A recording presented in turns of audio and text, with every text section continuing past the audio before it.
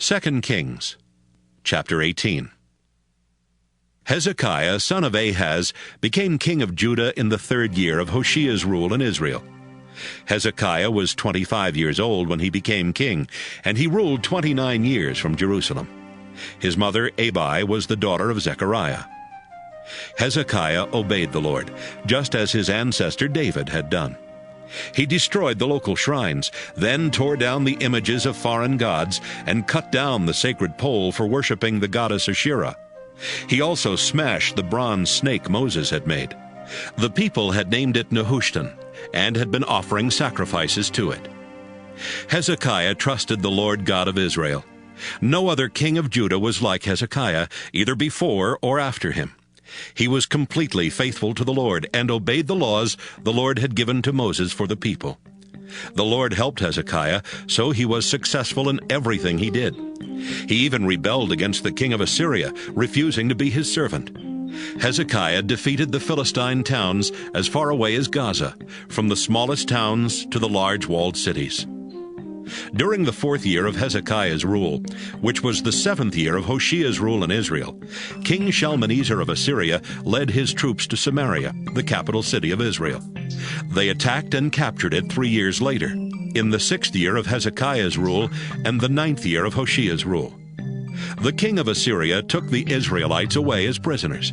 He forced some of them to live in the town of Halah, others to live near the Habor River in the territory of Gozan, and still others to live in towns where the Median people lived. All of that happened because the people of Israel had not obeyed the Lord their God. They rejected the solemn agreement he had made with them, and they ignored everything that the Lord's servant Moses had told them.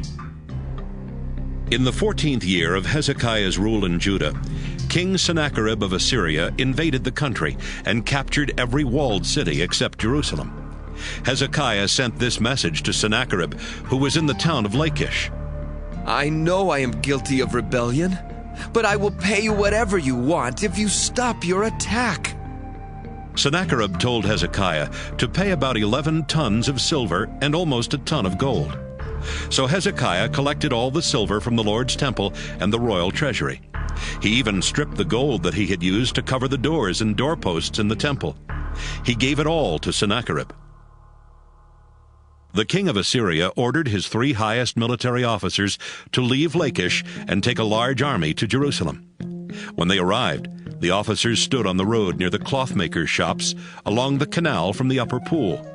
They called out to Hezekiah, and 3 of his highest officials came out to meet them.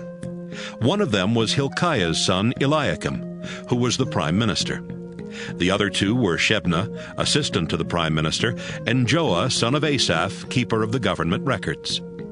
One of the Assyrian commanders told them, I have a message for Hezekiah from the great king of Assyria.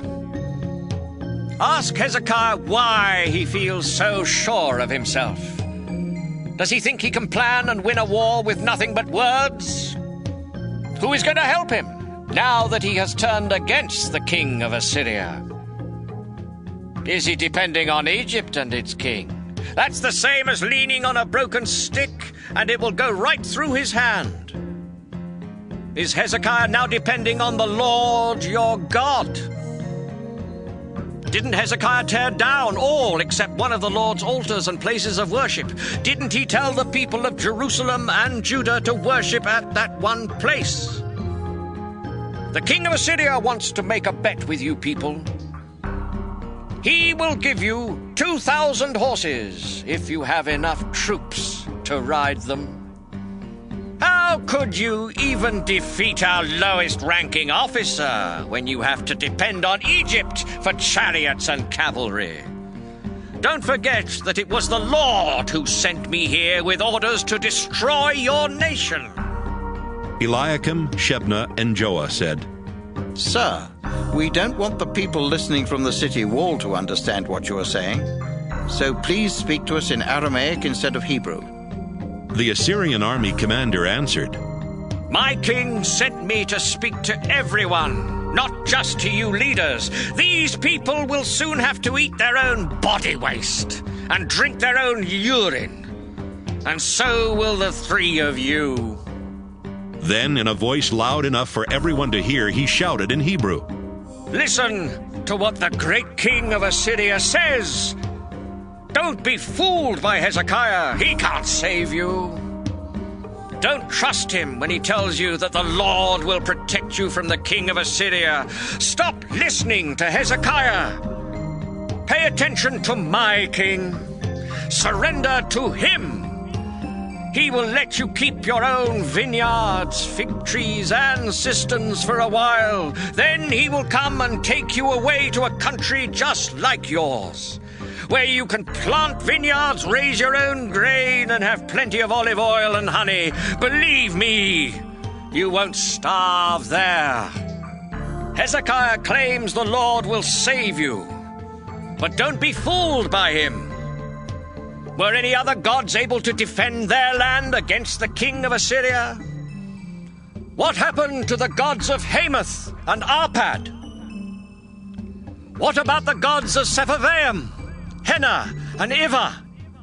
Were the gods of Samaria able to protect their land against the Assyrian forces? None of these gods kept their people safe from the king of Assyria.